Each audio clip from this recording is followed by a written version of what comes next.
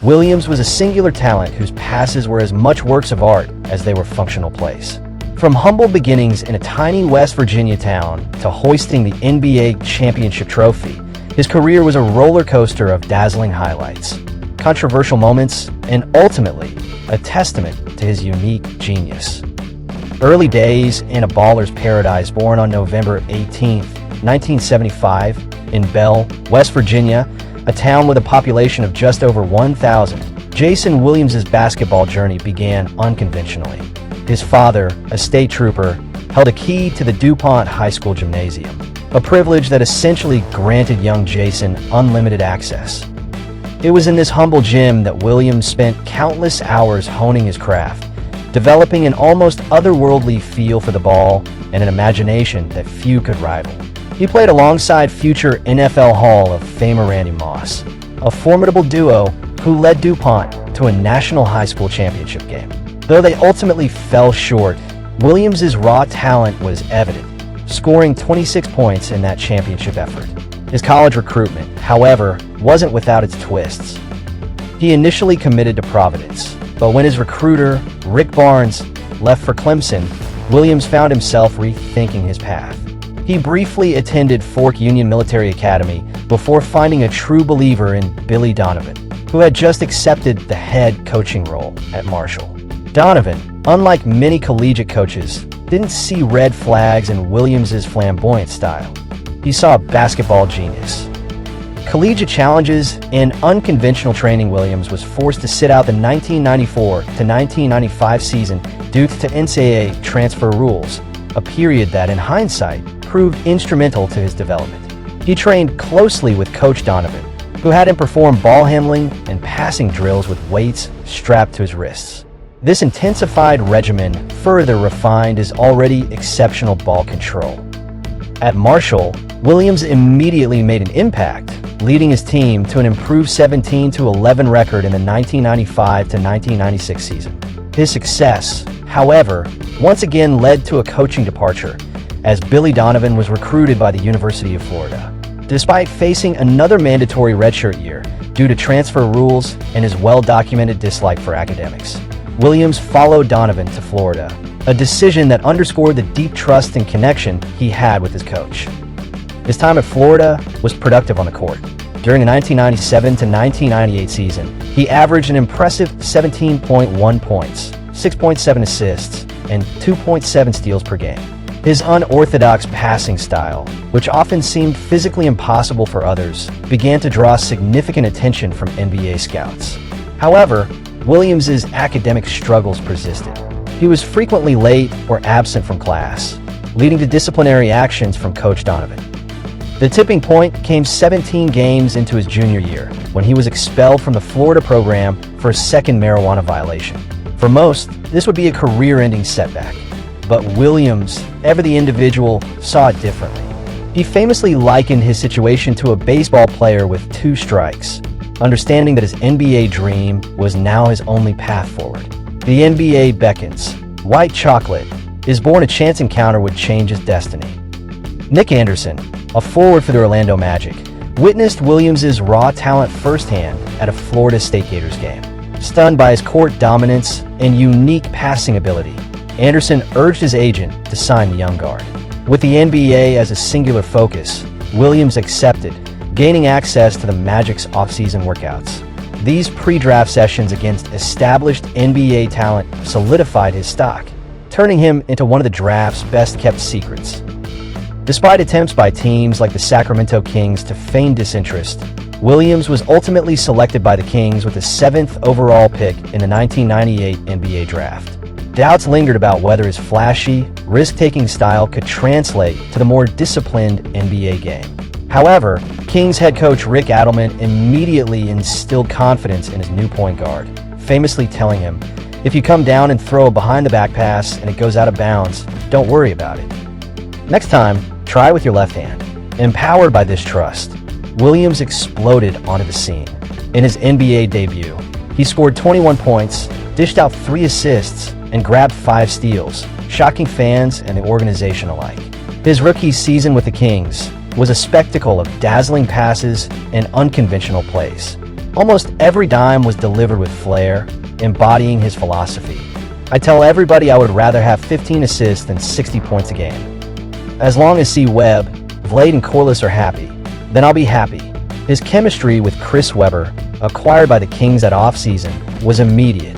Beyond their shared penchant for left-handed cigarettes, they bonded over a surprising desire for a quiet life, often being the first to arrive and last to leave practice.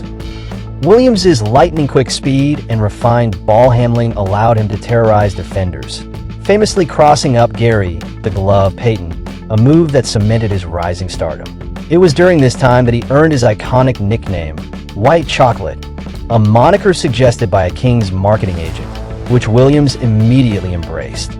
He finished his rookie year averaging 12.8 points, 6 assists, and 1.9 steals, narrowly missing out on Rookie of the Year. The Kings made the playoffs as the 7th seed, but were ultimately outmatched by the veteran Utah Jazz.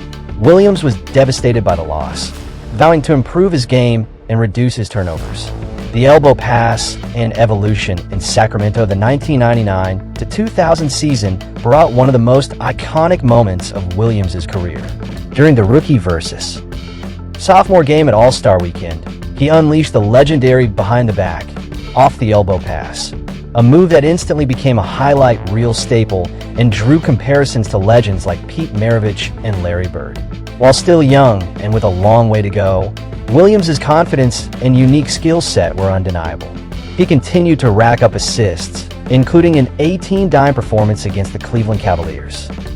The flash and flair of White Chocolate helped the Kings return to the playoffs, this time facing the Shaquille O'Neal and Kobe Bryant-led Los Angeles Lakers, who were under the guidance of Phil Jackson. Despite Sacramento's efforts, the Lakers proved too strong, sweeping the Kings and sending Williams home in frustration. This defeat spurred Williams to a deeper commitment to his game. He spent hours in the Sacramento Kings film room, meticulously dissecting his mistakes and striving to improve his basketball IQ. The hard work paid off. In the 2000-2001 season, he dramatically reduced his turnovers from 3.7 to 2.1 per game, all while spearheading an explosive Kings offense. His jersey also became the #1 selling in the entire league, a testament to his widespread appeal. The Kings improved to 55 wins, but their playoff journey once again ended at the hands of the Lakers, who swept them in the second round. The Kings management, recognizing a need for a more traditional point guard to lead their championship aspirations, made a shocking move. Williams was traded to the newly relocated Memphis Grizzlies for Mike Bibby, the #2 pick in the 1998 draft. The Memphis chapter. From struggling to success while many players would harbor resentment, Williams took the trade in stride, acknowledging that the Kings likely improved with Bibby. In Memphis, wearing the new #2, he showed another dimension of his game, dropping a career-high 38 points against the Houston Rockets, alongside 11 assists. Despite his individual brilliance, the Grizzlies struggled, finishing his initial season with only 23 wins. Change was desperately needed, and it came in the form of NBA legend Jerry West, who became the team's new president. West made a bold move, hiring Hubie Brown, a coach who hadn't led an NBA franchise in 16 years. Brown, despite his age, brought a fiery passion and a commitment to accountability that resonated deeply with Williams. Brown's unconventional approach, including breaking the season into 6-game chunks with specific goals, helped the young Grizzlies squad to develop. He also shielded his players from off-court distractions, further earning their respect. Under Brown's guidance, and with the additions of sharpshooters James Posey and Mike Miller, Williams found himself surrounded by players who could capitalize on his passing. He continued to be White Chocolate, but also showcased his growth, manipulating the offense with subtle passing cues. Mike Miller famously recounted how Williams would signal a shot or a drive with the type of pass he delivered. This enhanced understanding propelled the Grizzlies to their first ever positive win-loss record, an 8-game winning streak, and an incredible 50-win season, earning Hubie Brown Coach of the Year honors. Memphis made their first playoff appearance, but were swept by the defending champion San Antonio Spurs. Though disappointed, the team was optimistic about their future. However, their progress was soon halted when Hubie Brown was forced to retire due to health concerns.